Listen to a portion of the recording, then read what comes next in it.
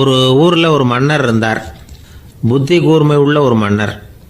பொதுவாக மன்னர்களுக்கு சந்தேகம் வந்தால் சபையில் உள்ள சான்றோர்கள்கிட்ட கேட்டு தெரிஞ்சுக்கிறது தானே வழக்கம். ஆனால் இங்கே அப்படி இல்லை. மற்றவங்களுக்கு சந்தேகம் வந்தால் மன்னர்கிட்ட வந்து கேட்டு தெரிஞ்சுக்குவாங்க. அது மாதிரி கேட்டு தெரிஞ்சுக்கிறதுக்காக ஒரு பெரியவர் ஒரு நாள் வந்தார். அவர் கையில் 3 பொம்மைகள் வச்சுருந்தார். 3 ஒரே மாதிரி பொம்மைகள், கொஞ்சம் கூட வித்தியாசம் தெரியல. ஏது இந்த பொம்மைன்னு கேட்டார் மன்னர். எனக்கு வேண்டியப்பட்ட ஒருத்தங்கிட்ட இருந்து இதை வாங்கிட்டு வந்திருக்கிறேன். நான் தான் அவன்கிட்ட இந்த பொம்மையை செஞ்சு கொடுக்கும்படியா கேட்டுக்கிட்டேன். அவன் ரொம்ப புத்திசாலி, அவன் தான் இதை செஞ்சு கொடுத்தான்.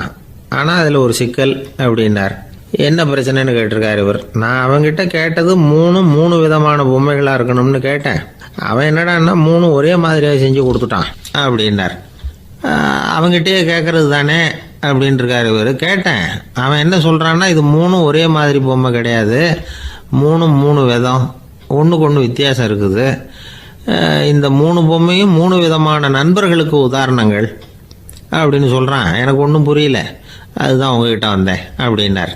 சரி, அந்த பொம்மைகளை இப்படி கொடுங்க அப்படின்னு வாங்கினார் மன்னர். எடுத்துக்கிட்டு உள்ளே போனார். கொஞ்ச நேரம் கழித்து வெளியில் வந்தார். அதுக்கப்புறம் சொன்னார், இதை பாருப்பா, அவன் சொன்னது சரிதான், 3 விதம் தான். இது இருக்குதே முதல் பொம்மை, இது உத்தமமான நண்பனுக்கு உதாரணம். இந்த 2வது பொம்மை இது மத்தியமமான நண்பனுக்கு உதாரணம். அந்த 3வது பொம்மை இருக்குதே அது மோசமான நண்பனுக்கு உதாரணம். இதை செஞ்சவன் உண்மையிலேயே பெரிய அறிவாளி தான் அப்படின்னாராம். வந்தவருக்கு ஒன்றும் புரியல. பார்த்தா ஒன்றும் வித்தியாசம் தெரியலையே அப்படின்னு அவன் குழம்பி போய் நிற்கிறான். இப்போது அந்த மன்னர் விளக்கம் கொடுக்குறார்.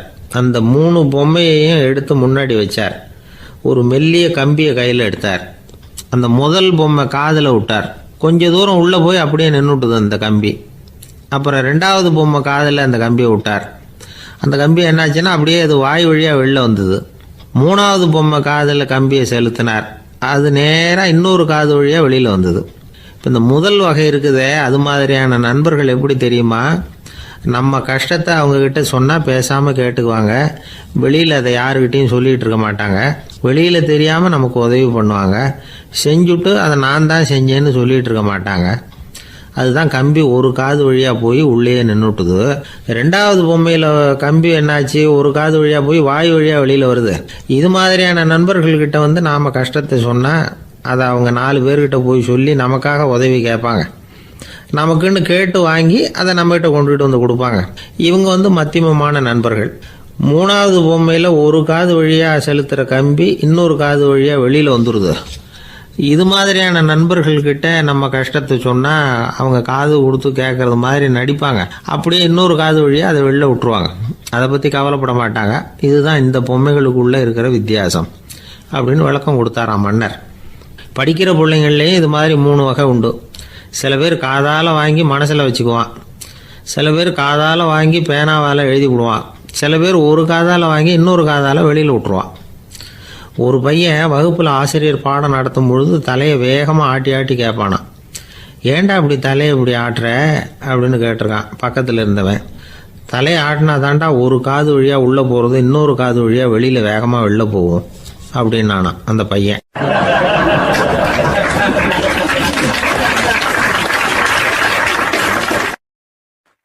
ஒரு ஊரில் ஒரு பெரிய செல்வந்தர் இருந்தார். பணத்துக்கு பஞ்சம் இல்லை. அதனால் இந்த உலகத்தில் முடியாத காரியம் எதுவும் இல்லைன்னு நினச்சார். பணம் இருந்தாலே அந்த நினப்பு தானாக வந்துடும். அதனால் இவரும் அப்படி நினச்சதில் ஒன்றும் தப்பு இல்லை. அந்த ஊருக்கு குருநானக் ஒரு தடவை வந்தார். அவருக்கு இந்த செல்வந்தர் ரொம்ப பிரமாதமாக ஒரு வரவேற்பு கொடுத்தார். ஊர் எல்லையிலேயே எங்கள் வீட்டுக்கு விருந்து சாப்பிட்டுட்டு போகணும்னு கேட்டுக்கிட்டார். அவரும் சரின்னு ஒத்துக்கிட்டார்.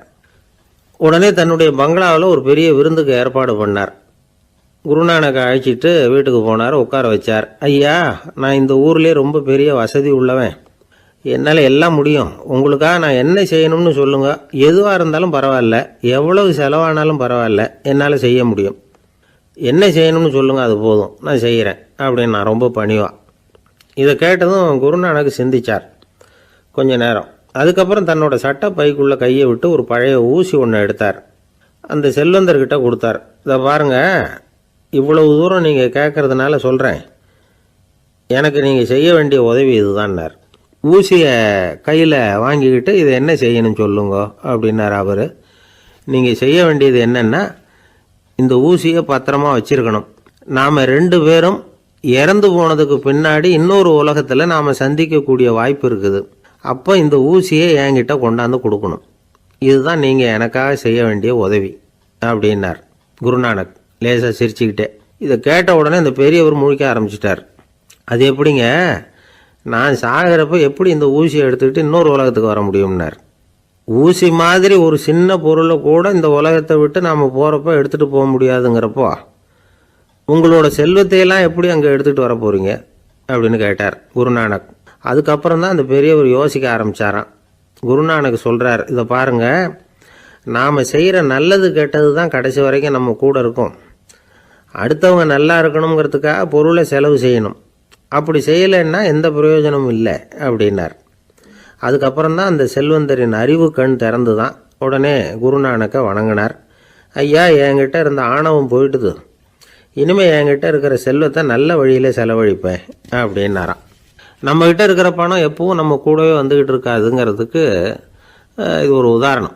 அதுக்காக நாம் பணம் சேர்க்கறத பற்றி கவலைப்பட வேண்டியதில்லை, பேசாமல் படுத்து தூங்கிக்கிட்டு இருந்தால் போதும் அப்படின்னு இதுக்கு அர்த்தம் பண்ணிக்கப்படாது. முறையான வழியில் பணம் சேர்க்கணும், அதை முறையான வழியில் செலவு பண்ணணும். அதனால் ஏற்படக்கூடிய மன நிறைவு இருக்குது பாருங்கள், அது அனுபவித்தவங்களுக்கு தான் தெரியும். சொர்க்கத்துக்கு போகிறவங்க இங்கேருந்து பணத்தை எடுத்துகிட்டு போக முடியாது. ஆனால் நம்ம செல்வத்தை இங்கே மற்றவங்களுக்கு பயன்பட செய்து அதனால் ஏற்படுற புண்ணியம் இருக்குது பாருங்கள், அதை எடுத்துகிட்டு போக முடியுமா. இதுதான் ஆன்மீகவாதிகள்லாம் சொல்கிற கருத்து. ஜான் நியூட்டன் ஒருத்தர், அவர் சொன்னார், நான் எப்போவாவது சொர்க்கத்துக்கு போய் சேர்ந்தேன்னா அங்கே 3 அதிசயங்களை பார்ப்பேன்னார். என்னன்னு கேட்டாங்க. நான் யார் யார் இருக்க மாட்டாங்கன்னு நினச்சிக்கிட்டு இருந்தானோ அவங்களில் சில பேர் அங்கே இருப்பாங்க, அது ஒரு பெரிய அதிசயம்னார். சரி, அடுத்தது என்ன? 2வது அதிசயம் என்னென்னா, அங்கே இருப்பாங்கன்னு நான் எதிர்பார்த்த சில பேர் அங்கே இருக்க மாட்டாங்க அப்படின்னார். சரி, 3வது பெரிய ஆச்சரியம் என்ன அப்படின்னா, நான் அங்கே இருக்க பாருங்க, அதுதான் அந்த 3வது அதிசயம் அப்படின்னாராம்.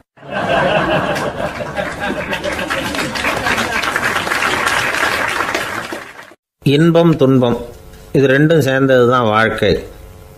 இது எல்லாரும் சொல்லிகிட்டு இருக்கிற ஒரு உண்மை. அது சரி, இது 2ம் வர்றதுக்கு என்ன காரணம்? துறவி ஒருத்தர் யோசித்து பார்த்துருக்கார். இன்ப துன்பம் தோன்றுவதற்கு முக்கியமாக 6 காரணங்கள் உண்டு அப்படிங்கிறார் அவர். அது என்னங்கிறத நாமளும் தெரிஞ்சு வச்சுக்குவோமே. இப்போ முதல் காரணம் சுயநலம்.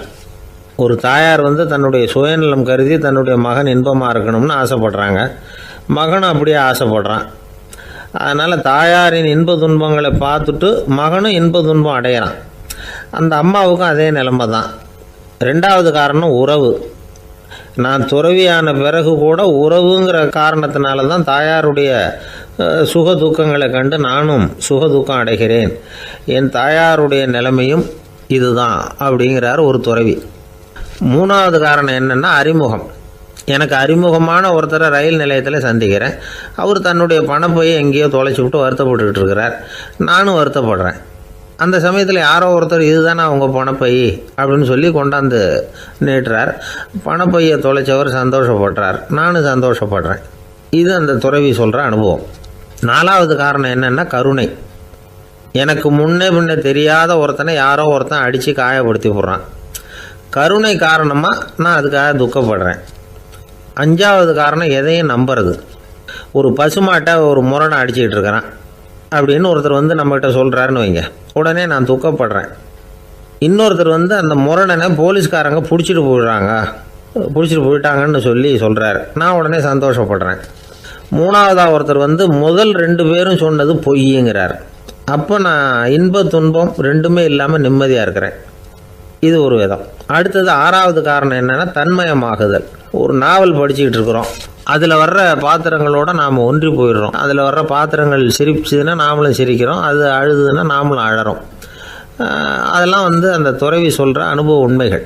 இன்ப துன்பம் இது 2ம் தோன்றுவதற்கு சுயநலம், உறவு, அறிமுகம், கருணை, எதையும் நம்புறது, தன்மயமாகிறது, இது எல்லாம் தான் முக்கிய காரணம் அப்படின்னு அவர் சொல்கிறார். ஆகக்கூடி ஒட்டு மொத்தமாக யோசனை பண்ணி பார்த்தா பிற பொருள்கள் மீது பற்றுதல் காரணமாக தான் நாம் இன்ப துன்பம் அடையிறோம் அப்படிங்கிறத புரிஞ்சிக்க முடியுது.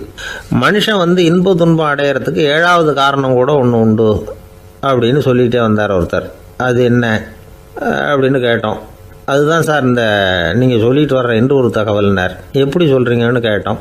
இன்று ஒரு தகவல் கேட்க ஆரம்பிக்கிறப்போ மனசில் இன்பம், ஆரம்பித்த உடனே இது ஏற்கனவே கேட்ட சமாச்சாரமாச்சே அப்படின்னு நினைக்கிறப்போ துன்பம் அப்படின்னு அதுக்கு ஒரு விளக்கம் கொடுத்தார் அவர்.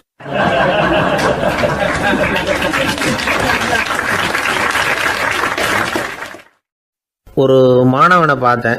என்ன தம்பி படிப்புலாம் எப்படி இருக்குது அப்படின்னு விசாரித்தேன்.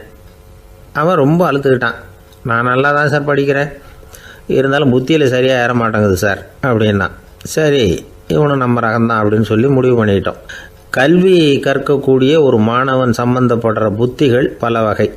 அதை பற்றி ஒரு பெரியவர் விளக்கி இருக்கிறார். மிருத்து புத்தின்னு ஒன்று இருக்குதான். மிருத்துன்னா மண்ணால் செவுறு கட்டுறோம்ல, மண் சுவரில் ஆணி அடிக்கிறதும் சுலபம், அதை பிடுங்கி எடுக்கிறதும் சுலபம். அது மாதிரி சில பேர் குரு சொல்லி கொடுக்குறத சுலபமாக கேட்டு தெரிஞ்சு வச்சுக்குவாங்க, கொஞ்ச நேரத்தில் சுலபமாக மறந்தும் போயிடுவாங்க. இது மிருத்து புத்தின்னு பேர், மண் புத்தி. தாரு புத்தின்னு ஒன்று உண்டான். தாருன்னா மரம். அதில் பச்சை மரத்தில் ஆணி அடிக்கிறது சுலபம், ஆனால் அதை எடுக்கிறது கஷ்டம். அது மாதிரி ஆசிரியர்கிட்டேருந்து கேட்டதை கவனமாக மனசில் பதிய வச்சுக்கிட்டு அதை மறக்காமல் இருக்கிறது தாரு புத்தி. பட்டை மரமாக இருந்தால் அதில் ஆணி அடிக்கிறதும் கஷ்டம், அடிக்கிற ஆணியும் சீக்கிரம் நழுவிடும். அது மாதிரி கேட்குற விஷயம் மனசில் பதியறதும் கஷ்டம். அப்படியே பதிஞ்சாலும் அது நீடிச்சு இருக்கிறதும் கஷ்டம், கொஞ்ச காலத்தில் மறந்துடும். இன்னொரு வகை புத்தி ஒன்று உண்டு, அதுக்கு பேர் சிலா புத்தின்னு பேர். சிலான்னா கல். ஒரு கருங்கல்லில் 4 துளையை போட்டு ஒரு துளையில் உளியை வச்சு அடித்தா மற்ற துளை வழியாகவும் பிளந்து கல் 2 ஆகிடும். அது மாதிரி சந்தியான இடங்களில் குறிப்பாக ஒரு பொருளை சொன்னால் அதை வச்சுக்கிட்டு மற்றதையும் தெரிஞ்சுக்கிறது, அது சிலா புத்தின்னு பேர். வேணு புத்தின்னா என்ன தெரியுமா? வேணுன்னா மூங்கில் கணுவில் ஒரு பக்கம் உளியை வச்சு அடித்தா 2 பக்கமும் பிளந்துடும். அது மாதிரி ஒரு செய்தியை கேட்டுக்கிட்டு இருக்கிறப்பவே அதோட முன்பின் தொடர்களையும் தெரிஞ்சுக்கணும், அது வேணு புத்தி. தைல புத்தின்னு ஒன்று உண்டு. தைலம்ங்கிறது எண்ணெய். தண்ணியில் ஒரு துளி எண்ணெயை விட்டால் அது தண்ணி பூரா பரவி போடுதில்ல, அது இப்படி பரவுறது மாதிரி ஆசிரியர் சுருக்கமாக ஒரு கருத்தை சொன்னால் அதை வச்சுக்கிட்டு பூரா விஷயங்களையும் தெரிஞ்சுக்கணும், அது தைல புத்தி. கற்பூர புத்தின்னு ஒன்று கேள்விப்பட்டிருக்கோம். அது எப்படின்னா, கற்பூரம் தீ பட்ட உடனே பிடிச்சிக்கும். ஆசிரியர் சொன்ன உடனே நுண்ணறிவோட பாடங்களை புரிஞ்சுக்கிறது இந்த வகை புத்தி. கரி புத்தின்னு ஒன்று.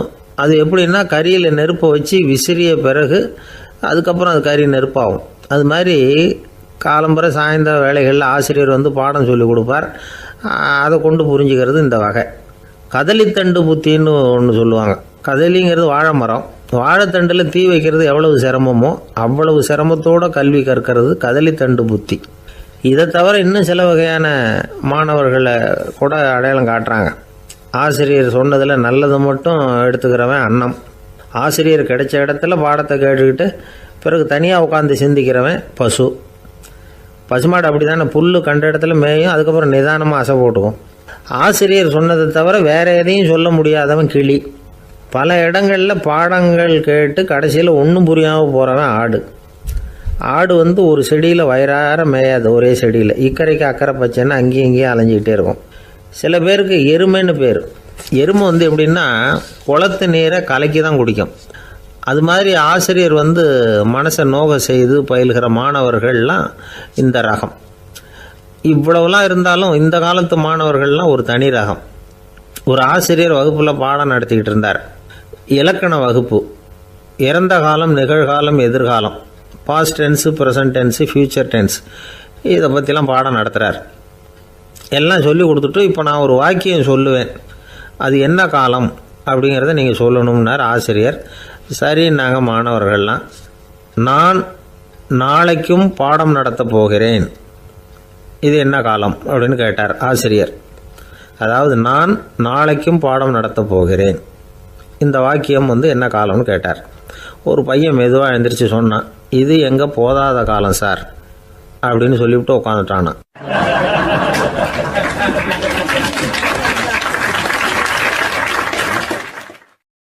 ரெண்டு பேர் சுவாரஸ்யமாக பேசிகிட்டு இருக்கிறப்போ குறுக்க புகுந்து தொந்தரவு பண்ணுறதுக்குன்னே சில பேர் இருப்பாங்க. அது ரொம்ப இடைஞ்சலாக இருக்கும். இதே மாதிரி மின்காந்தம் கூட குறுக்க புகுந்து தொந்தரவு பண்ணும். கடைசியில் அது ஒரு பெரிய இடைஞ்சலில் கொண்டாந்து விட்டுரும். சில வீடுகளில் கேபிள் கனெக்ஷன் இல்லாமல் சில தனியார் டிவி காட்சிகள் தெரியும்.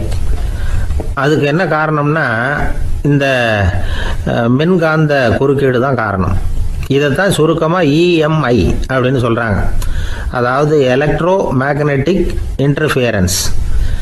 இது ஏற்படக்கூடிய இடங்கள் எது எதுன்னு எடுத்துக்கிட்டா அது ஒரு பெரிய பட்டியலாகவே போயிடும். இந்த இஎம்ஐ தொந்தரவு வந்து கேபிள் டிவியில் மட்டும்தான் இல்லை, ராக்கெட் ஏவுதளத்தில் உள்ள ரேடார்கள், அங்கே உள்ள சில சக்தி வாய்ந்த தொலைத்தொடர்பு சாதனங்கள், விமான தளங்களில் உள்ள ரேடார்கள், கப்பல் தளங்களில் பொருத்தப்பட்டிருக்கக்கூடிய சக்தி வாய்ந்த ஆண்டனாக்கள், இப்படி நிறைய சொல்லலாம். காவல் நிலையங்களில் பயன்படுத்தப்படுகிற வயர்லெஸ் தொடர்பு சாதனங்கள் கூட ஓரளவுக்கு இந்த மின்காந்த அலைகளை வந்து வெளியிடும். நம்ம வீட்டில் உட்காந்துக்கிட்டு ரேடியோ கேட்டுக்கிட்டு இருப்போம் அல்லது டிவி பார்த்துக்கிட்டு இருப்போம். அந்த சமயத்தில் பக்கத்து தெருவில் ஒரு மோட்டார் சைக்கிள் அல்லது காரு, குறிப்பாக பெட்ரோல் இன்ஜின், அது போகிறப்போ அதில் உள்ள மின்கலத்தில் வந்து, அதாவது மேக்னட்டோ பேட்டரியிலேருந்து வெளிப்படுகிற மின்காந்த அலை இங்கே வந்து டிவியிலையும் ரேடியோவிலையும் கரகரப்பு உண்டு பண்ணும். சரி, இது வந்து பெருசாக என்ன இடைஞ்சலை உண்டு பண்ணிட போகுது அப்படின்னு நாம் அலட்சியமாக நினைக்கலாம். வயசானவங்களுக்கு மறதி நோயின்னு ஒன்று வரும்ல, அல்ஷமீர், அதாவது மூளையில் உள்ள செல்கள் வந்து செயலிழந்து போயிடுறது. அது செய்ய வேண்டிய வேலையை மறந்துடும். மனைவியே எதிரில் வந்து நின்னா கூட உன்னை எங்கேயோ பார்த்தது மாதிரி தெரியுதே அப்படின்னு சொல்லிட்டு இருப்பாங்க. அப்படி ஒரு மறதி. இந்த விசித்திரமான நோய்க்கு இதுவரைக்கும் மருந்தே இல்லைன்னு வேற சொல்கிறாங்க. இந்த மைக்ரோ ஓவன் அப்படின்னு சொல்லக்கூடிய சமையல் அடுப்புகள் கூட மின்காந்த அலைகளை வந்து வெளியிடுது. சமயத்தில் சில தொழிற்சாலைகளில் கூட பெரிய விபத்துக்களை இந்த இஎம்ஐ உண்டு பண்ணிவிடும். இதை பற்றி தீவிரமாக சிந்திக்க ஆரம்பித்ததே ஒரு விபத்துக்கு பிறகு தான். அமெரிக்காவுக்கும் வியட்நாமுக்கும் இடையில போர் நடந்தது.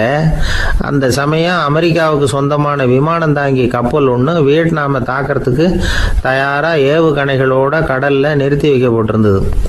தற்செயலாக அந்த பகுதியில் கப்பல் தொலைத்தொடர்பு பகுதிக்கு அருகில் ஊடுருவிய இந்த சக்தி வாய்ந்த ரேடியோ அலைகள் ஏவுகணையில் இருந்த மின்னணு சர்க்கியூட்டை பூர்த்தி செஞ்சு வச்சுட்டுது. அவ்வளவுதான், ஏவுகணை அங்கேயே வெடித்து சிதறி போச்சு. 130 பேர் அந்த இடத்துலயே உடல் கருகி செத்து போட்டாங்க. ஏகப்பட்ட பொருள்கள் நாசம். இந்த விபத்துக்கான காரணம் என்னங்கிறத உடனடியாக யாராலையும் கண்டுபிடிக்க முடியல. ரொம்பவும் கடுமையாக முயற்சி பண்ணி கடைசியாக கண்டுபிடிச்சாங்க, இது வந்து இந்த இஎம்ஐ வேலை தான் அப்படின்னு. மின்னணு தொலைபேசிகள் இருக்கு, இதில் பேசும்பொழுது நம்ம காதை வந்து, அதாவது செவியை வந்து ஊடுருவக்கூடிய மின்காந்த அலையானது மூளைக்கு போய் அங்கே மூளை கட்டிகளை உருவாக்க ஊக்கம் கொடுக்குது அப்படின்னு வேற கண்டுபிடிச்சிருக்கிறாங்க.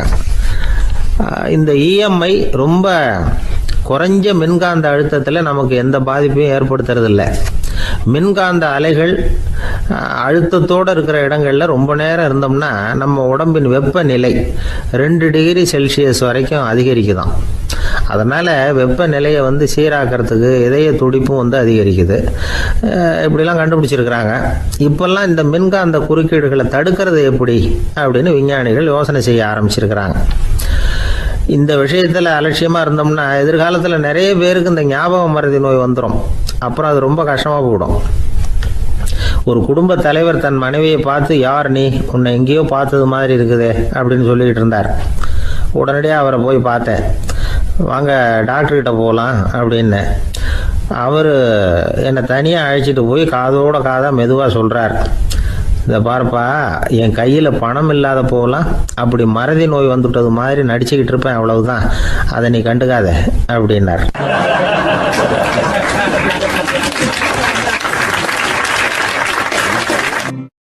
ஒரு கணவன் மனைவி எப்போ பார்த்தாலும் அவங்க 2 பேருக்கும் இடையில சண்டை வந்துக்கிட்டே இருந்தது. இதில் என்ன ஆச்சரியங்கிறீங்களா? நான் அதுக்காக சொல்ல வரல, இது வேற விஷயம். அதாவது சண்டை போடாமல் இருக்கிறதுக்கு வழி சொல்கிற தகவல் இது. நான் சொன்ன அந்த கணவன் மனைவி எப்படின்னா, கணவன் ஒரு வார்த்தை சொன்னால் மனைவி கிட்டேருந்து 2 வார்த்தை பதிலாக வரும். இதுக்கு கணவன் கிட்டேருந்து 4 வார்த்தை பதிலாக வரும். இப்படி வார்த்தைகள் பெருகி போய் கடைசியில் வம்புல வந்து முடியும். அந்த அம்மா பொறுத்து பார்த்தாங்க, அவங்களால தாக்கு பிடிக்க முடியல. பக்கத்து வீட்லேயும் ஒரு கணவன் மனைவி இருந்தாங்க, அவங்களுக்குள்ள சண்டை வர்றதில்லை. அது எப்படி அவங்களால மட்டும் சண்டை போடாமல் இருக்க முடியுது அப்படின்னு இந்த அம்மாவுக்கு ஆச்சரியம். ஒரு நாள் நேராக பக்கத்து வீட்டு அம்மாக்கிட்டே போய், ஏம்மா நீங்கள் எப்படி கணவனும் மனைவியும் சண்டை போட்டுக்காமல் இருக்கிறீங்க, அது எப்படி முடியுது உங்களால் அப்படின்னு கேட்டாங்க. அதுக்குன்னு ஒரு மருந்து இருக்குது, அதை சாப்பிட்டா சண்டை வராது அப்படின்னாங்க அவங்க. சரிங்க, அந்த மருந்தை அவர் சாப்பிட மாட்டேன்னு சொல்லிட்டா என்ன பண்ணுறது அப்படின்னு கேட்டிருக்கிறாங்க இவங்க. அந்த மருந்து அவருக்கு இல்லைம்மா, உனக்கு தான் அப்படின்னாங்களாம் அவங்க. அப்படியா, அப்படின்னா கொடுங்க, ரொம்ப நல்லதாக போச்சு. அதை எப்படி சாப்பிட்றதுங்கிற விவரத்தையும் சொல்லுங்கள், எங்கே அது கிடைக்குங்கிறதையும் சொல்லுங்கள், வாங்கிக்கிறேன் அப்படின்னு கேட்டாங்களாம் இவங்க. வேறு எங்கேயும் போய் வாங்க வேண்டாம், என்கிட்டே இருக்க அந்த மருந்து அதில் கொஞ்சம் தர்றேன், வாங்கி வச்சுக்க. உன் வீட்டுக்காரர் உன்னோட சண்டையை ஆரம்பிக்கிற போகலாம் நீ இந்த மருந்தில் ஒரு அவுன்ஸ் வாயில் ஊற்றிக்கணும். அதை உடனே குடிச்சிடக்கூடாது, ஒரு 5 நிமிஷமாவது அது வாயில் இருக்கணும், அதுக்கப்புறம் குடிச்சிடலாம் அப்படின்னு சொல்லி ஒரு பாட்டில் மருந்தை இந்த அம்மாக்கிட்ட கொடுத்து அனுப்புனாங்களாம். மருந்தை எடுத்துக்கிட்டு இந்த அம்மா வீட்டுக்கு வந்திருக்கிறாங்க. வீடு பூட்டி இருந்ததுனால கணவன் வந்து வாசல்லையே காத்துக்கிட்டு இருக்கிறான். மனைவியை கண்டதும் சண்டை போட ஆரம்பிச்சிட்டான். வீட்டை பூட்டி விட்டு எங்கே போய் தொலைஞ்ச, எவ்வளோ நேரமாக ஒரு மனுஷன் வாசல்லையே காத்துட்டு கிடக்கிறது அப்படி இப்படின்னு கத்த ஆரம்பிச்சிட்டான். மனைவி இதுக்கு பதிலே சொல்லலை. அந்த அம்மா பேசாமல் வீட்டை திறந்தாங்க, சமையல் அறைக்குள்ளே போனாங்க, ஒரு அவுன்ஸ் மருந்தை வாயில் ஊற்றிக்கிட்டாங்க. அன்னைக்கு சண்டை வந்து மேற்கொண்டு வளரவே இல்லை, நின்றுட்டுது. மருந்து பரவாயில்ல. அதுக்கப்புறம் பல சந்தர்ப்பங்களில் சண்டை வரும் போல் இருக்கிற போலாம் இந்த மருந்து அதை நிறுத்தியிருக்கு. பிரமாதமான மருந்தாக இருக்குது இதை கொஞ்சம் அதிகமாகவே வாங்கி வீட்டில் வச்சுக்க வேண்டியது தான் அப்படின்னு முடிவு பண்ணிட்டு இந்த அம்மா மறுபடியும் பக்கத்து வீட்டு அம்மாக்கிட்ட போனாங்க. எவ்வளவு விலையானாலும் சரி, நான் காசு கொடுத்து வாங்கி வச்சுக்கிறேன், எந்த கடையில் இருக்குது இந்த மருந்து சொல்லுங்க அப்படின்னு கேட்டாங்க. இந்த மருந்துக்கு விலையே கிடையாதுங்க, இலவசமாகவே கிடைக்கும்னாங்களாம் அவங்க. அது எப்படி விலையில்லாமல் இதை விற்க முடியுது அப்படின்னு கேட்டாங்களாம் இவங்க. அது மருந்தாக இருந்தால் தானே விலை வைக்கிறதுக்கு, அது வெறும் தண்ணி தானே அப்படின்னாங்களாம். வெறும் தண்ணியாக சண்டையை நிறுத்துது அப்படின்ட்டு இருக்காங்க இவங்க. அது சண்டையை நிறுத்தலை, உன்னோட மௌனம் தான் சண்டையை நிறுத்துது. நீ வாயில் தண்ணியை வச்சுக்கிறதுனால எதிர்த்து பேசுறதில்ல, அதனால் உன்னுடைய கணவர் கோபம் வந்து சாந்தமாயிடுது அப்படின்னாங்களாம் அவங்க. இந்த கதையிலேருந்து சண்டையை நிறுத்துகிற மருந்து எதுன்னு தெரிஞ்சுக்கிட்டோம் இல்லையா. ஒருத்தர் என்ன பண்ணார், பாட்டிலில் வந்து தண்ணியை ஊற்றி வச்சுக்கிட்டு அவர்கிட்ட வர்றவங்களுக்கெல்லாம் இதை சிபாரிசு பண்ணலாம்னு நினச்சிக்கிட்டு உட்காந்துருந்தார். ஒரு அம்மா வந்தாங்க. இதை கேட்டுவிட்டு இதையே ஒரு மருந்து மாதிரி கொடுக்கலாம்ங்கிறது அவர் முடிவு. அதனால் பாட்டிலில் தண்ணி அடித்து வச்சுக்கிட்டு அதில் கலருக்காக என்னத்தையும் ஒரு ஜீரகம் அது மாதிரி எதையாவது கலந்து வச்சுக்கிட்டு ஒரு மருந்து மாதிரி ஒரு பாவனையில் வச்சுக்கிட்டு உட்காந்துருக்காரு. யாராவது வீட்டில் சண்டைன்னா என்கிட்ட வாங்க மருந்து தரேன்னு. ஒரு அம்மா வந்தாங்க. எனக்கு என் வீட்டுக்காரருக்கும் அடிக்கடி சண்டை வருதுங்க அப்படின்ட்டு இருக்காங்க. கவலைப்படாதம்மா, நான் ஒரு மருந்து தரேன்னு சொல்லி வீட்டுக்குள்ளே போய் ஒரு பாட்டில் எடுத்து வந்து கொடுத்தாரு. பாட்டிலில் இருக்கிறது என்னங்கிறத சொல்லிவிட்டு அது பேரில் மரியாதை வராது இல்லையா, அதனால் சொல்லலை. அந்த அம்மா வாங்கிட்டு போனாங்க. 4 நாள் கழித்து திரும்பி வந்தாங்க. என்னம்மா வீட்டில் சண்டை நின்று போச்சான்னு கேட்டிருக்காரு இவர்.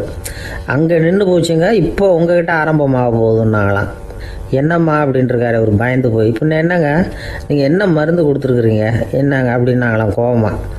அது வெறும் தண்ணி தானே அப்படின்ட்டுருக்காரு இவர். தண்ணியாக இது நல்லா பாருங்கள் அப்படின்னு அந்த பாட்டில் நீட்டினாங்களாம். இவர் வாங்கி பார்த்துருக்காரு. அப்புறம் தான் விஷயம் புரியுது அவருக்கு. இவர் கை தவறுதலாக அவங்க வீட்டில் இருந்த மண்ணெண்ணெய் பாட்டில் எடுத்து அவர்கிட்ட கொடுத்துருக்குறாங்க. அப்புறம் என்ன ஆகும், சண்டை வராமல்.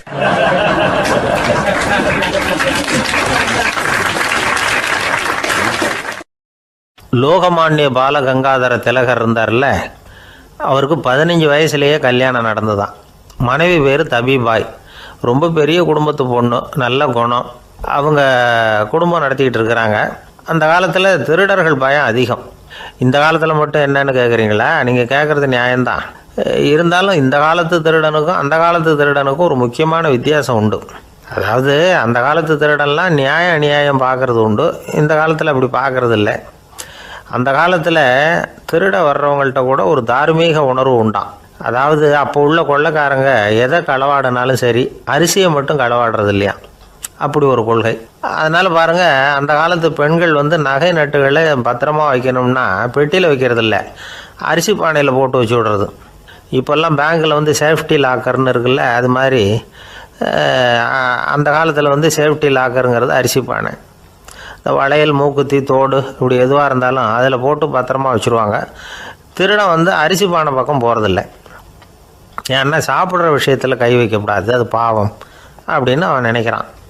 திலகரோட மனைவி தபிபாயும் அதே மாதிரி தன்னுடைய ஆபரணங்களை ஒரு அரிசி பானைக்குள்ளே போட்டு மூடி வச்சுருந்தாங்களாம்.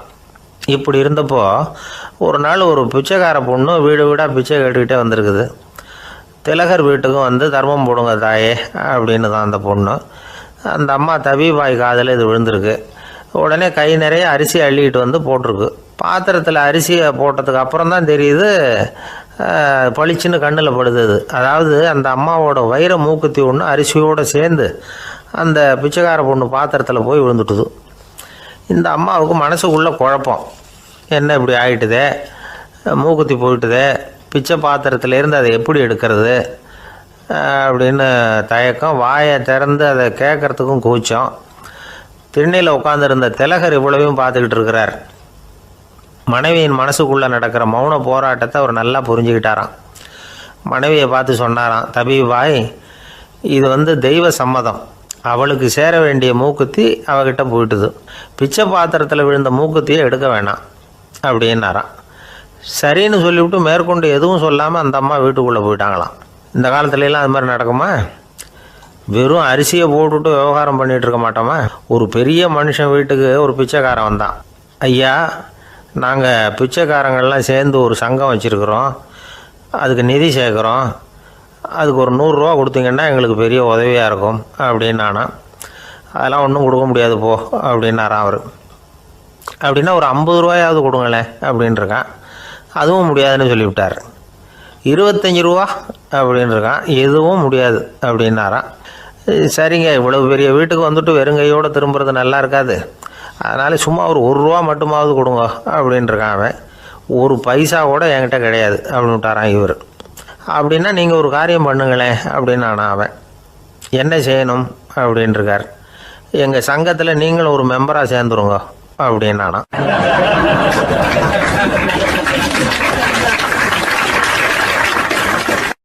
இருட்ட கண்டா பயம் உண்டாவதே அது ஏன்? இப்படி ஒரு கேள்வியை ஒரு பெரியவர்கிட்ட கேட்டாங்க. அதுக்கு அவர் பதில் சொல்றார், மனிதனுடைய ஆதிகால வாழ்க்கையில தொற்றி கொண்ட பயம் இது வேரூன்றி இருக்குது, இன்னமும் போகல. 50,000 வருஷங்களுக்கு முன்னாடி மனுஷன் குகைகள்ல வாழ்ந்தான். பகல்ல பயம் இருக்காது, ராத்திரியில மிருகங்கள் தாக்கும், கொல்லும், நிம்மதியா தூங்க கூட முடியாது. அதனால இந்த மனுஷனுக்கு இரவுன்னா மரணம், பயம் அப்படின்னு பழகி போச்சு. மனிதர்களுடைய எல்லா மனசையும் சேர்த்து மொத்தமா ஒரு மனசு உண்டு. மனிதர்களுடைய நினைவு இந்த மொத்த மனசுல பதிஞ்சிருக்கு, பரவுது. இந்த மொத்த மனசுல இருட்டு பற்றிய பயம் பதிந்து நீடிக்குது அப்படிங்கிறார் அவர். இந்த காலத்துல இரவை பகலாக்கிறதுக்கு எவ்வளவோ விளக்குகள்லாம் வந்தாச்சு. ராத்திரியிலேயும் மிருகங்கள் தாக்குங்கிற நிலைமை இல்லை. பாதுகாப்பான வீடுகள், விலங்குகளும் விலகி போயிட்டு, விலங்குகள்லாம் விலகி போயிட்டு, வீடுகளும் பாதுகாப்பா இருக்குது. சரி, இருந்தாலும் அந்த பழங்கால பயம் இருட்டு பயம் இன்னமும் மனுஷனை விட்டு போகல. இன்னொரு விஷயம் என்னன்னா, இருட்டில இருந்து வெளிச்சத்துக்கு வராத மனிதர்கள் இன்னைக்கு அதிகம். ஒரு ஆளு ஆத்துக்கு மீன் பிடிக்கிறதுக்காக போனான், இன்னும் விடியல. அதுக்குள்ள வலையை எடுத்துட்டு கிளம்பி போயிட்டான். வெளிச்சம் வர்றதுக்கு முன்னாடியே போய் சேர்ந்துட்டான். விடிகிற வரைக்கும் என்ன பண்றது, சும்மா கரையிலேயே உட்காந்து காலை ஆட்டிட்டு இருக்கிறான். காலில் ஏதோ ஒரு சின்ன மூட்டை தட்டுப்பட்டுது. இருட்டில் அது என்னன்னு சரியா தெரியல. மூட்டைக்குள்ள சின்ன சின்ன கல்லா நிறைஞ்சி இருக்குது. சும்மா பொழுது போகணுமேங்கிறதுக்காக இவன் அந்த மூட்டைக்குள்ள இருந்து ஒவ்வொரு கல்லா எடுத்து ஆத்துல வீசிக்கிட்டு இருக்கிறான். விடிகிற வரைக்கும் வேற வேலை இல்லைங்கிறதுனால எப்படி செஞ்சுக்கிட்டே உட்காந்துருக்கிறான். கிழக்க மெதுவா வெளிச்சம் தெரிய ஆரம்பிச்சது. பொழுது விடியறதுக்கான அறிகுறி. இதுக்குள்ள அந்த மூட்டையில இருந்த எல்லா கல்லையும் எடுத்து வீசி எறிஞ்சுட்டான். கடைசியா ஒரே ஒரு கல் மட்டும்தான் கையில பாக்கி இருந்தது. வெளிச்சம் வந்ததும் அந்த கல்லை பார்த்தான், அப்படியே திகைச்சு போயிட்டான். அடடா, இது வரைக்கும் தெரியாம தப்பு பண்ணிட்டோமே அப்படின்னு நினைச்சான். ஏன் தெரியுமா, அவன் கையில இருந்தது வெறும் கல் இல்ல, விலை வசந்த ரத்தன கல். அது இருட்டுல என்னன்னு புரியாததுனால மூட்டையில இருந்த எல்லா ரத்தன கல்லையும் ஆத்துல வீசி எறிஞ்சிருக்கிறான். இப்போ அவனுக்கு அழுகையே வந்துடும் போல இருந்தது. வாழ்க்கையை வசதி ஆக்கிக்கிறதுக்கான வாய்ப்பு அவனுக்கு இருந்தது. இருந்தாலும் இருட்டுல அதை இழந்துட்டான். அந்த வகையில அவனுக்கு கொஞ்சம் அதிர்ஷ்டம் இருந்திருக்குது. அதாவது ஏதோ ஒரு வகையில் இருந்திருக்குது. அதனாலதான் அந்த கடைசி கல்ல எரியறதுக்குள்ள வெளிச்சம் வந்துட்டுது. பல பேருக்கு அந்த அளவு கூட அதிர்ஷ்டம் வர்றதில்லை. எல்லாத்தையும் வீசினதுக்கு அப்புறம் தான் வெளிச்சம் வரும். என்னென்னு விவரம் தெரியாமலே எழுந்திரிச்சு வந்துருவாங்க. வாழ்க்கைங்கிறது ஒரு பெரிய புதையல். அதை புரிஞ்சிக்காம மனுஷன் அதை வீசி எரிஞ்சுக்கிட்டு இருக்கான் அப்படிங்கிறது தான் பெரியவங்க கருத்து. சில பேருக்கு புரிஞ்சுக்கிற நேரம் வரும், அதுக்குள்ள வாழ்நாள்லாம் ஓடி போயிருக்கும். அதுக்கப்புறம் என்ன பண்றது? நம்மால் ஒருத்தன் கையில் ஒரு சின்ன பையோட வந்துகிட்டு இருந்தான். பை உள்ள ஏகப்பட்ட நகைகள், ரத்தன கல் எல்லாம் இருக்கு. வந்துகிட்டு இருந்தவன் திடீர்னு அந்த பையை அப்படியே ஒரு குளத்துல வீசி எறிஞ்சுட்டான். மகான்கள் தான் இப்படி பற்று இல்லாம இருப்பாங்க. என்னங்க இது, விலை மதிப்புள்ள அந்த பையை இப்படி குளத்துல வீசி எறிஞ்சுட்டீங்களே, இதுக்கு என்ன அர்த்தம் அப்படின்னு கேட்டார் அவன் கூட வந்தவர். அவன் மெதுவா இவர் காதோட காதா சொல்றான், ஒரு போலீஸ்காரர் பின்னாடி வந்துகிட்டு இருக்கிறார், அவர் போனதுக்கு அப்புறம் இதை எடுத்துக்குவேன் அப்படிங்கிறான்.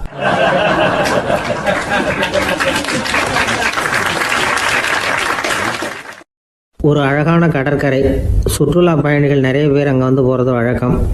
சனி ஞாயிறு கூட்டம் அதிகமாக இருக்கும். அதோட விளைவு என்னங்கிறது அடுத்த நாள் தான் தெரியும். ஆமாம், அந்த கடற்கரையை சுத்தப்படுத்துகிற தொழிலாளிகள் திங்கட்கிழமை ரொம்ப சிரமப்படுவாங்க. சனி ஞாயிறு வந்த கூட்டம் கடற்கரை பூராவும் காலி ஐஸ்கிரீம் கப்புகளை வந்து வீசி எறிஞ்சிட்டு போயிருக்கும். ஆயிரக்கணக்கான கப்புகள் அங்கே பரவலாக கிடக்கும். அதையெல்லாம் பொறுக்கி எடுத்து சுத்தம் பண்ணி ஆகணும்.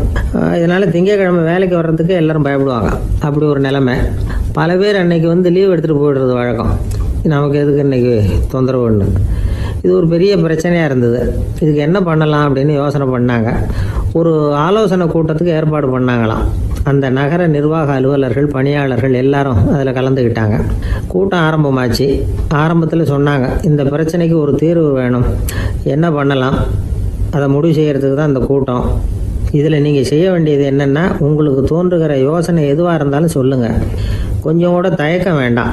நாம் சொல்கிற யோசனை ஈடுபடுமா படாதா அப்படின்லாம் யோசிக்க வேணாம். எல்லாருடைய யோசனைகளையும் அப்படியே பதிவு செய்துக்கிறோம்.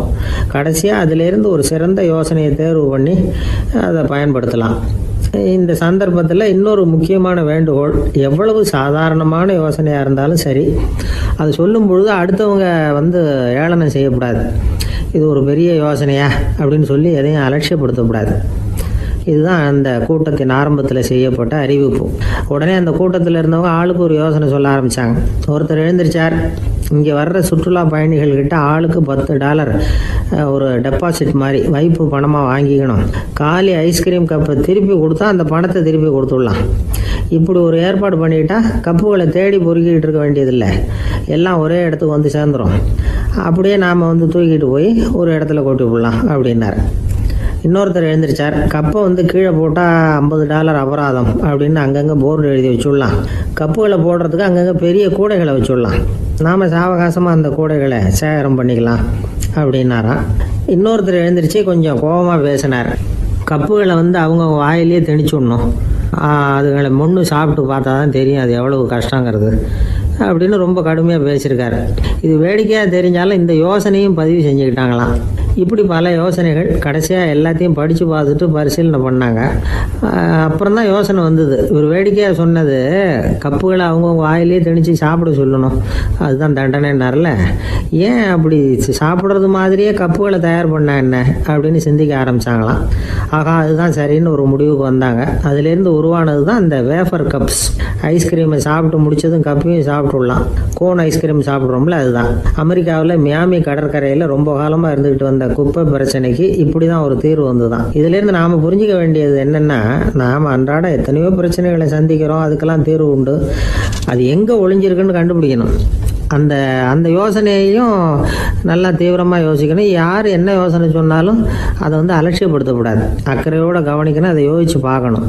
ஒரு அம்மா தன்னோட வீட்டுக்காரரை ஒரு மனநல மருத்துவர்கிட்ட அழைச்சிட்டு வந்தாங்களாம்.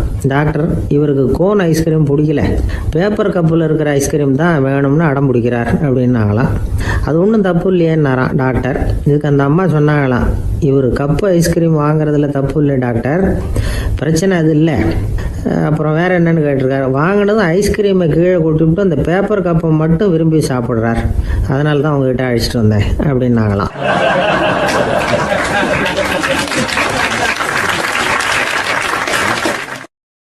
நமக்கு முன்னாடி நமக்கு வேண்டிய ஒருத்தர் ஒரு கிளாஸில் நமக்கு பழச்சாறு கொண்டாந்து வைக்கிறாருன்னு வச்சுக்கோங்க. உடனே நாம் என்ன பண்ணுவோம், எடுத்து கிடுகிடுன்னு சாப்பிட்ருவோம் அடுத்தவங்க யாரும் வர்றதுக்குள்ள. அதை விட்டுட்டு அதை கொண்டாந்து வச்சவர்கிட்டயே அதோட விலை என்ன அப்படி இப்படின்னு நான் கேட்டுக்கிட்டு இருப்போம், நாம் கேட்க மாட்டோம். ஆனால் காந்திஜி அப்படி கேட்டாராம். எப்போ தெரியுமா, 1935. அந்த வருஷம் மே மாதத்தில் ஒரு நாள் காந்திஜி டெல்லியில் இருக்கிறார். அப்போ அவருக்கு 2 டம்ளர் மாம்பழச்சாறு கொண்டாந்து கொடுக்குறாங்க. அதை வாங்குறார். இதோட விலை என்ன அப்படின்னு கேட்டார் காந்திஜி. யாருக்கிட்ட கேட்டாருன்னா மனுபென் காந்திகிட்ட கேட்குறார். அவங்க தான் கொண்டாந்து கொடுக்குறாங்க. காந்திஜிக்கு உதவி செய்கிறதுக்காக அவர் கூடவே இருந்தவங்க அவங்ககிட்ட தான் கேட்குறாரு. காந்திஜி சும்மா வேடிக்கைக்காக இப்படி கேட்குறாருன்னு நினச்சிட்டாங்க அந்த அம்மா. அதுவும் இல்லாமல் அதோட விலையை கேட்டால் காந்திஜி நிச்சயமாக அதை சாப்பிட மாட்டார் அப்படிங்கிற பயம் வேறு. அதனால் அந்த அம்மா பதில் எதுவும் சொல்லாமல் கம்முன்னு இருந்துட்டாங்க. கொஞ்ச நேரம் ஆச்சு. அந்த பழச்சாறு வச்ச இடத்துல அப்படியே இருக்குது. வச்சபடியே இருக்குது. காந்திஜி அதை சாப்பிடவே இல்லை. மனுபென் காந்தி பார்த்தாங்க. மெதுவாக காந்திஜிக்கிட்ட போய் அதை சாப்பிடுங்களேன் அப்படின்னாங்க. பழச்சாறு விலை என்னன்னு கேட்டேன். அதுக்கு பதில் இல்லை. அது முதல் தப்பு. பதிலை எதிர்பார்த்திருந்தும் அதை பற்றி விசாரிக்கலை. அது 2வது தப்பு. இப்படி 2 தப்புகளை பண்ணிவிட்டு என்கிட்ட வந்து இதை சாப்பிடுங்கன்னு சொன்னால் அது எப்படி அப்படின்னு கேட்டாராம் காந்திஜி. மனுபென் காந்தி என்ன சொல்கிறதுன்னு தெரியாமல் திகைச்சு போய் நின்றுக்கிட்டு இருந்தாங்க. காந்திஜி தொடர்ந்து சொன்னாராம், இப்போ என் முன்னாடி வச்சிருக்கிற இந்த பழச்சாறு விலை சுமாராக ஒரு ₹1/2 இருக்கும். அது அந்த காலத்து மதிப்பு. இந்த பழச்சாறு இல்லாமல் கூட என்னால் இருக்க முடியும். ஆனால் அவசியமான பொருள்களை வாங்கிறதுக்கு கூட சக்தி இல்லாத மக்கள் இந்த நாட்டில் நிறைய பேர் இருக்கிறாங்க. அப்படி இருக்கிறப்போ எனக்கு என்னத்துக்கு இந்த விலை உயர்ந்த பானம்? இதை இப்போ நான் சாப்பிட்டா என் உடம்பு வேணும்னா ஆரோக்கியமாகலாம், ஆனால் என் மனசு அமைதி அடையாது. எனக்கு என்னுடைய உடல் ஆரோக்கியத்தை விட மன ஆரோக்கியம்தான் முக்கியம். அதனால் இதை நான் சாப்பிட மாட்டேன், எடுத்துகிட்டு போயிடு அப்படின்னாராம். அந்த சமயத்தில் ஒரு அகதி பொண்ணு 2 குழந்தைகளோட காந்திஜியை பார்க்குறதுக்காக வந்தது. வணக்கம் சொல்லிச்சு. காந்திஜி உடனே தனக்கு முன்னாடி இருந்த பழச்சாற்றை எடுத்து அந்த பொண்ணுக்கிட்டையும் குழந்தைகள்கிட்டையும் கொடுத்து சாப்பிட சொன்னார். அவங்க அதை வாங்கி ரொம்ப சந்தோஷத்தோடு சாப்பிட்டாங்களாம். அதை பார்த்த காந்திஜி முகத்தில் ஒரு புன்னகை, ஒரு பரவசம், ஒரு திருப்தி. அவர் மனசு நிறைஞ்சிருந்தது. அப்போ அவர் சொன்னாராம், ஆண்டவன் எனக்கு எப்பவும் சரியான சமயத்தில் கை கொடுப்பாருங்கிறது அதுக்கு இதுதான் அத்தாட்சி. நான் ஒரு இக்கட்டான சூழ்நிலையில் இருக்கிறப்ப கூட கடவுளின் கருணையால் அந்த சூழ்நிலை என்னை பாதிக்கலை. என் கூட இவ்வளவு நாள் பழகியும் கூட இங்கே இருக்கிறவங்க எனக்கு அதிக விலையுள்ள பழரசத்தை கொடுத்தாங்க. ஆனால் சரியான நேரத்தில் அதை சாப்பிட வேண்டியவங்களை என்கிட்ட அனுப்பி வச்சு என்னை சந்தோஷப்படுத்தினார் கடவுள். அவருக்கு நன்றி அப்படின்னாராம் மகாத்மா காந்தி. உடல் ஆரோக்கியத்தை விட மன ஆரோக்கியம்தான் எனக்கு முக்கியம்னு சொன்னார் பாருங்க. அதை நாம் எல்லாரும் மனப்பூர்வமாக இன்றைக்கி சிந்திச்சு பார்க்கணும். இந்த காலத்தில் எல்லாரும் அப்படியா நினைக்கிறாங்க? எனக்கு தெரிஞ்ச ஒருத்தர் இருந்தார். தினமும் காலையில் ஒரு காஃபி சாப்பிட உட்கார்ற நேரத்தில் பக்கத்து வீட்டுக்காரர் வந்து சேருவார் கரெக்டாக. உடனே அவரும் தனக்குன்னு வந்திருக்கிற காப்பியை எடுத்து மனப்பூர்வமாக பக்கத்து வீட்டுக்காரர்கிட்ட கொடுத்துருவார். அதுக்கப்புறம் அவருக்காக வேறு காப்பி போட்டு கொண்டாந்து கொடுத்தாலும் வேண்டான்னு சொல்லிடுவார். ஆண்டவனாக பார்த்து சரியான நேரத்தில் அவரை எங்கள் வீட்டுக்கு தினமும் அனுப்பி வைக்கிறார் அப்படிம்பார். ஏன் அப்படி சொல்கிறீங்க அப்படின்னு கேட்டோம் ஒரு நாள். அதுக்கு அவர் சொல்கிறார், எனக்கு என்னோட உடல் ஆரோக்கியம்தான் முக்கியம். இதை கடவுள் புரிஞ்சுக்கிட்டு எங்கள் வீட்டு காப்பியை சாப்பிட்றதுக்கு தினமும் அடுத்த வீட்டுக்காரனை அனுப்பி வைக்கிறார் அப்படின்னார் அவர்.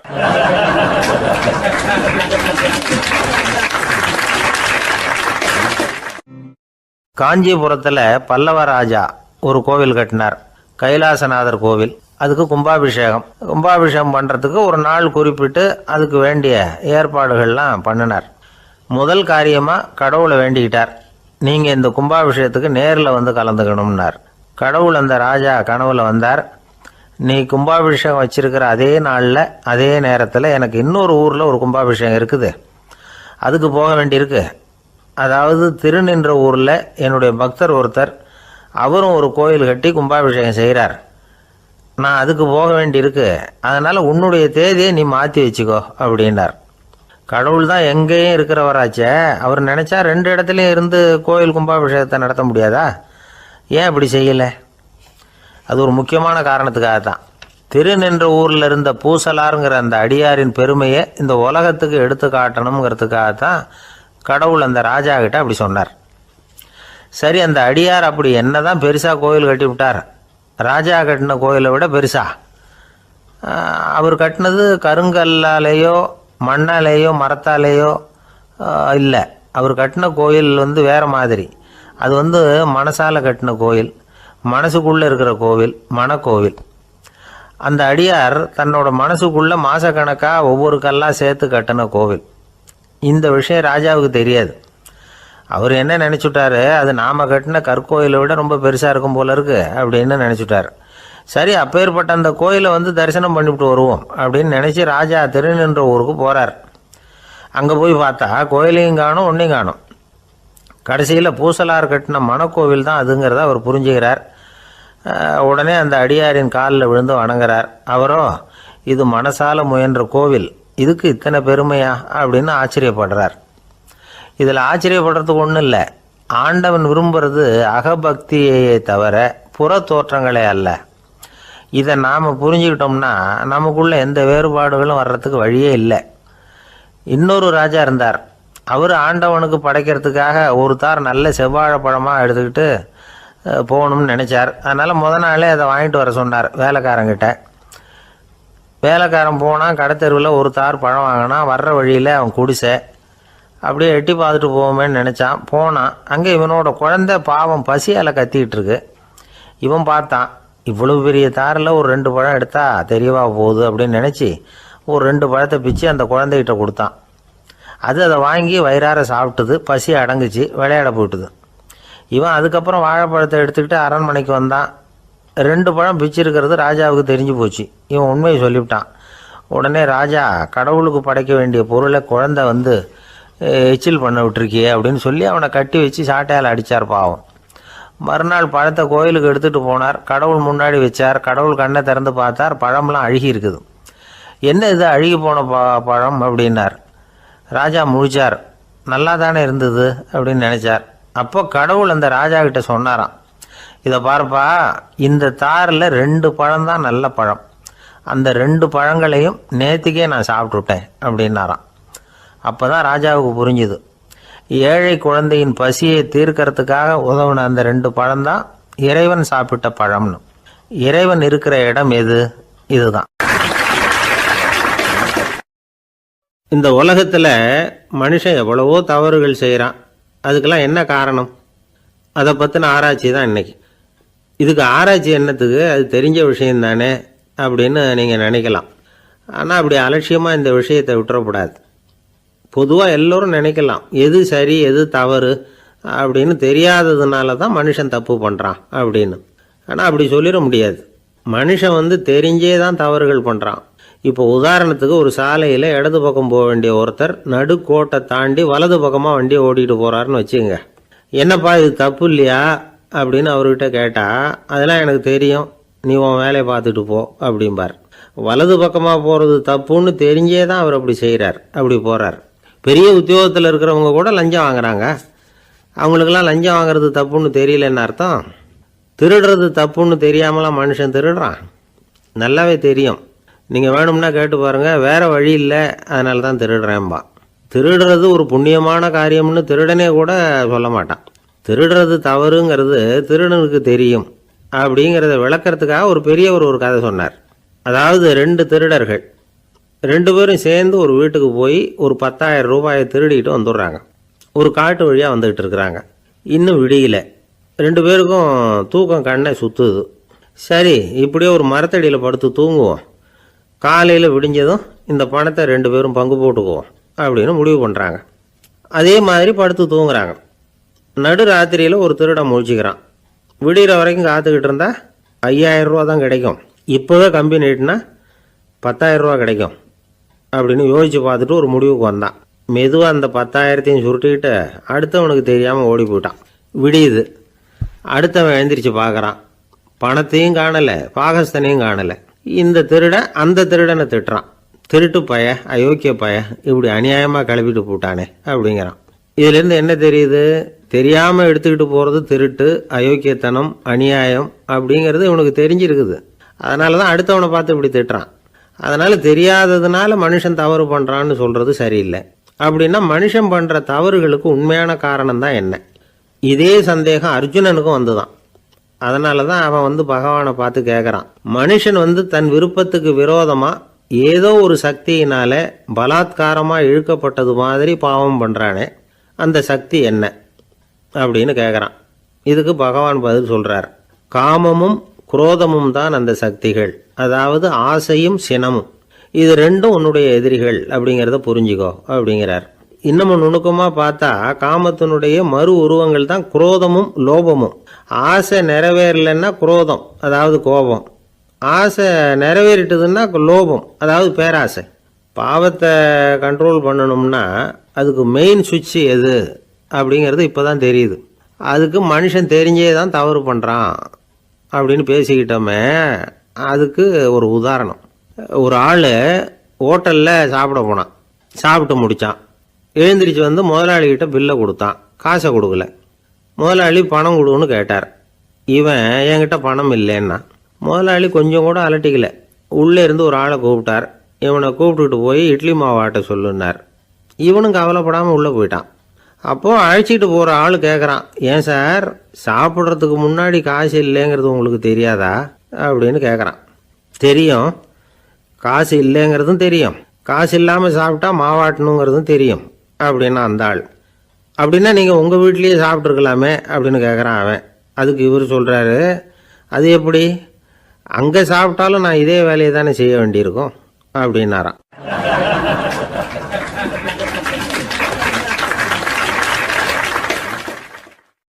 ஒரு மனுஷனை பார்த்து என்கிட்ட வாலாட்டாதே அப்படின்னு சொன்னால் அவன் நம்மக்கிட்ட ஏதோ வம்புக்கு வர்றான்னு அர்த்தம். ஒரு நாயை பார்த்து யாரும் என்கிட்ட வாலாட்டாதே அப்படின்னு சொல்கிறது இல்லை.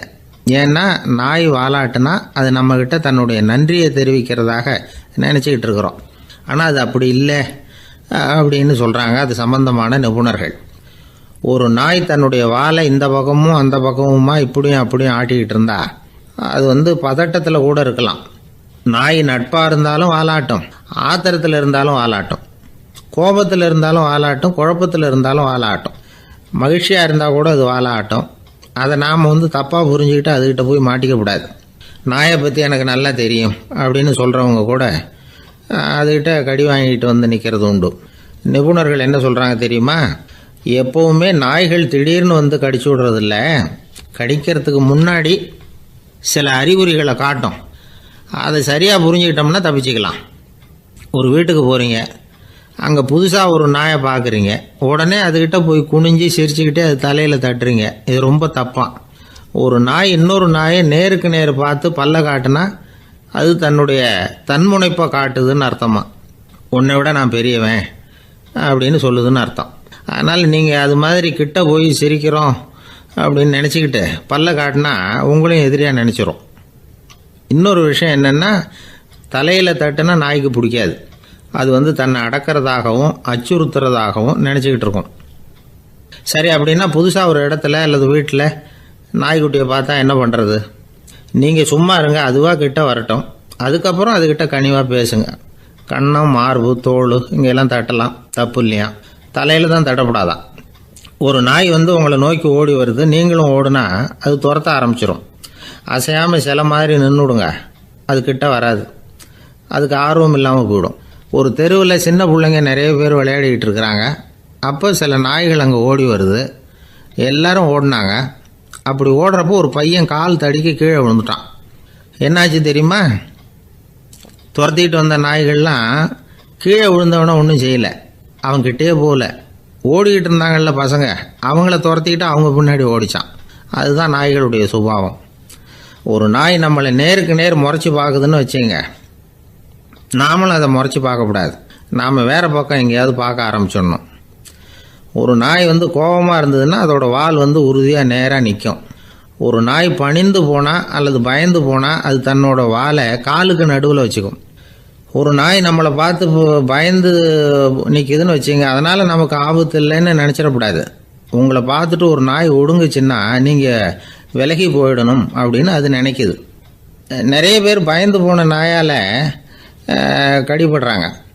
இவன் நம்மளை விட பெரிய ஆள், மாட்டிக்கிட்டோம், வேறு வழி இல்லை அப்படிங்கிற நினப்பில் தான் நாய் வந்து கடிக்க ஆரம்பிக்குதான். இதே மாதிரி சங்கிலியால் கட்டி போடப்பட்டிருக்கிற நாயும் ஆபத்தானது தான். தொடர்ந்து கட்டி போட்டிருந்தா காலப்போக்கில் அது ஒரு மாதிரி ஆகிடும். நாய் குழந்தைகளை கடிக்காது அப்படின்னு சில பேர் சொல்லுவாங்க. அதுவும் ஒரு தவறான நம்பிக்கை. அதனால் சின்ன குழந்தைகளை தனியாக நாயோட விளையாட விடக்கூடாது. ஆகக்கூடி நாயை பற்றி நிறைய விஷயம் புரிஞ்சுக்க வேண்டியிருக்குது. ஒருத்தர் தன்னுடைய நண்பர் வீட்டுக்கு போயிருந்தார். அவசியம் எங்கள் வீட்டில் சாப்பிட்டுட்டு தான் போகணும் அப்படின்னு ரொம்ப அன்பாக சொல்லிவிட்டார். அதை மீற முடியல இவரால். சரின்னு உட்காந்துட்டார். சாப்பாடு போட்டாங்க. சாப்பிட ஆரம்பித்தார். அவங்க வீட்டில் கட்டி போட்டிருந்த நாய்க்குட்டி இவர் சாப்பிட்றத முறைச்சி பார்த்துது. ஏன் இப்படி என்ன இது முறைச்சி பார்க்குது உங்கள் வீட்டு நாய்க்குட்டி அப்படின்னு அவர் கேட்டார். அப்போ அவங்க சொன்னாங்களாம், அதுக்கிட்ட ஒரு கெட்ட பழக்கம்ங்க. தன்னோட தட்டில் யார் சாப்பிட்டாலும் அது அப்படி தான் முறைச்சி பார்க்கும் அப்படின்னாரா அவர்.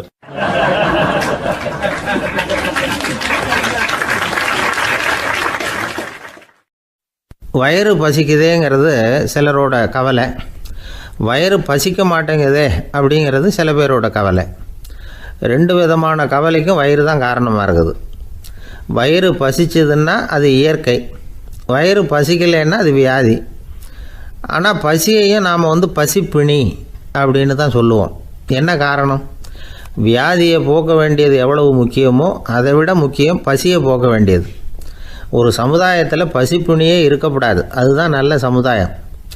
பசியை போக்கணும்னா சாப்பாடு போடணும், பசியின்மையை போக்கணும்னா வைத்தியம்தான் பண்ணணும்.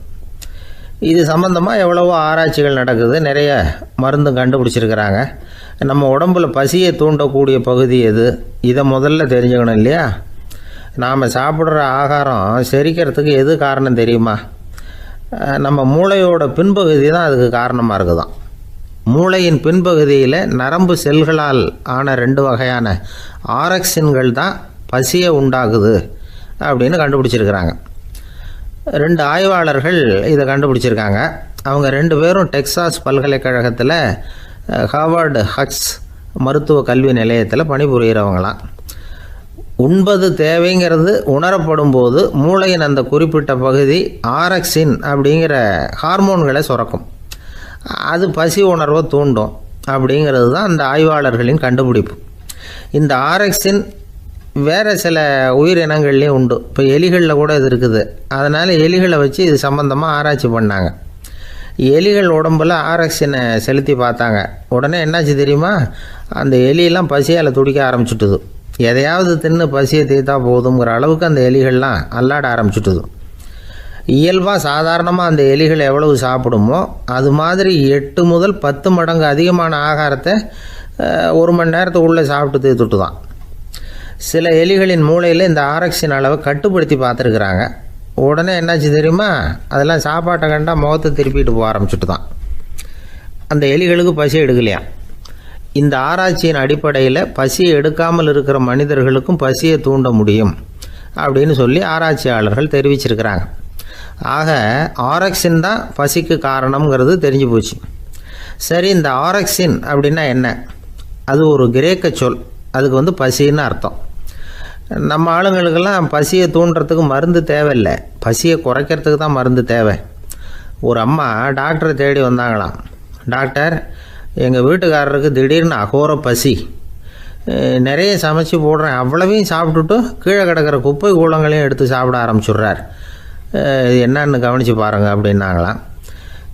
எவ்வளவு நாளாக அப்படி இருக்குதுன்னு கேட்டிருக்காரு டாக்டர். 1 வாரமாக அப்படி இருக்குதுன்னாங்களாம். இவ்வளவு நாளாக ஏன் சும்மா இருந்தீங்க? ஆரம்பத்திலே இங்கே அழைச்சிட்டு வர வேண்டியது தானே அப்படின்னாரான் டாக்டர். அது ஒன்றும் இல்லை டாக்டர், வீடு பூரா சுத்தமாகட்டுமேன்னு பார்த்துக்கிட்டு இருந்தேன் அப்படின்னாங்களாம் அந்த அம்மா.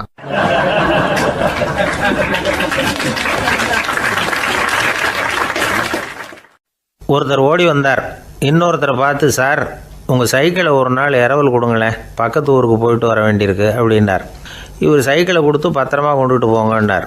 சார், இதை பத்திரமா கொண்டு போகிறேன், கவலையே வேணாம், ஏன்னா இது உங்களோட சைக்கிள் அப்படின்னு நான் நினைக்கல, என்னோட சைக்கிளாக நினைக்கிறேன் அப்படின்னார். அதுக்கப்புறம் தான் இவருக்கு உண்மையாகவே பயம் வந்துட்டுது. ஏன்னா அவர் சொன்னது மாதிரி அதை தன்னோட சைக்கிளாகவே நினச்சி தள்ளிட்டு போட்டால் என்ன பண்ணுறது? எதை நம்முடையதாக நினைக்கணுங்கிறதுக்கு ஒரு வரையறை இருக்குது. சில பேர் ஆஃபீஸையே வீடாக நினச்சி விட்றது உண்டு. அப்படிப்பட்டவங்க கூட வீட்டை ஆஃபீஸாக நினைக்கிறது இல்லை.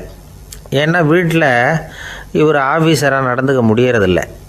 இதெல்லாம் ஒரு பக்கம் இருக்கட்டும். இப்போ விஷயத்துக்கு வருவோம். பொறியியல் மேதை டாக்டர் விஸ்வேஸ்வரய்யா இருந்தார் இல்லையா, பாரத ரத்னா விருதெல்லாம் கொடுத்தாங்களே. ஆஃபீஸ் வேலை வேறு, சொந்த வேலை வேறு அப்படிங்கிறதுக்கு ஒரு உதாரணமாக இருந்தவர் அவர். மைசூர் மகாராஜா கிட்ட திவானாக இருந்தார். அவர் ஒரு நாள் அரசாங்க வேலை காரணமாக வெளியூர் போயிருந்தார். ஹாசன்கிற ஊருக்கு பக்கத்தில் ஒரு பயண மாளிகை, அங்கே தங்கிவிட்டார். ராத்திரி அங்கே தங்கி இருந்துட்டு விடிஞ்சதும் ஊருக்கு திரும்புறதாக திட்டம். ராத்திரி தூங்கிறதுக்கு ரொம்ப நேரம் ஆகிட்டுது. ரொம்ப நேரம் வரைக்கும் அரசாங்க சம்பந்தப்பட்ட வேலைகளையே பார்த்துக்கிட்டு இருக்கிறார். அரசாங்க ஃபைல்கள் நிறைய இருந்தது. அதையெல்லாம் ஒவ்வொன்றா எடுத்தார், படித்து பார்த்தார், பரிசீலனை பண்ணார். அதில் எழுத வேண்டியதை எழுதினார், கையெழுத்து போட்டார். ஒரு வழியாக அந்த வேலையெல்லாம் முடிஞ்சுது. அதுக்கப்புறம் என்ன பண்ணார்னா, தன்னுடைய சூட்கேஸை திறந்தார். அதிலிருந்து 2 மெழுகுவத்தியை எடுத்து கொளுத்தி வச்சார். அந்த பயண மாளிகையில் அது வரைக்கும் எரிஞ்சிக்கிட்டு இருந்த மின்சார விளக்குகளை அணைச்சிட்டார். அதுக்கு பிறகு அந்த மெழுகுவத்தி வெளிச்சத்தில் சில புத்தகங்களை தொடர்ந்து படிக்க ஆரம்பிச்சிட்டார். அந்த பயண மாளிகையில் பணியாளராக இருந்தவர் இதை பார்த்துட்டு ஓடி வந்தார். மறுபடியும் மின் விளக்கு போடுறதுக்காக போனார். விஸ்வேஸ்வரய்யா அதை பார்த்துட்டு போட வேணாம்ட்டாராம். இது வரைக்கும் நான் அரசாங்க அலுவல்களை கவனிச்சிக்கிட்டு இருந்தேன், அதனால் மின் விளக்குகள் அப்போ எரிஞ்சதில் தப்பு இல்லை. இப்போ நான் புத்தகம் படிச்சுக்கிட்டு இருக்கேன், இது என்னுடைய சொந்த வேலை. இங்கே இருக்கிற மின் விளக்கு அதுக்காக ஏன் எரியணும் அப்படின்னு கேட்டாராம். இப்போ இருக்கிற சில அரசு பணியாளர்கள்கிட்ட இந்த சம்பவத்தை பேச்சோட பேச்சாக சொல்லி பார்த்தேன். அவங்களால இதை ஜீரணிக்கவே முடியல. நேர்மை தேவை தான் சார், அதுக்காக அவ்வளவு தூரத்துக்கு அது தேவையா அப்படிங்கிறாங்க.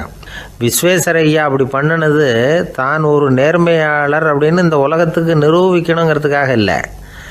தான் அப்படி நடந்து காட்டினா தன்னை சுற்றி இருக்கிறவங்களும் அதை கேள்விப்படுறவங்களும் முடிஞ்ச அளவுக்கு பொது வாழ்க்கையில், அரசு பணியில் நேர்மையை கடைபிடிக்க முயற்சி பண்ணலாமே அப்படிங்கிறதுக்காகத்தான். இப்போவும் சில பேர் இருக்கிறாங்க, இவங்க ஆஃபீஸ் வேறு வீடு வேறேன்னு நினைக்கிறதில்ல, அவ்வளோ உரிமை. ஒருத்தர் அப்படி தான், அவருக்கு அவசரமாக 5000 ரூபா தேவைப்பட்டது. ஆஃபீஸு பணத்தை எடுத்துக்கிட்டார். அந்த நேரம் பார்த்து ஆடிட் வந்துட்டுது, ஆப்பிட்டுக்கிட்டார். விசாரணை நடக்குது. அவர் சொல்கிறார், சார் நான் நேரம் காலம் பார்க்காம ஆஃபீஸில் வேலை செய்வேன், ஏன்னா அதை என்னோடய ஆஃபீஸாக நினைக்கிறேன். அவசரத்துக்கு அந்த பணத்தை எடுத்தேன், மறுபடியும் வச்சுடலாம்னு தான் இருந்தேன், அதுக்குள்ளே இப்படி ஆகிட்டுது. நீங்கள் என்ன நினச்சி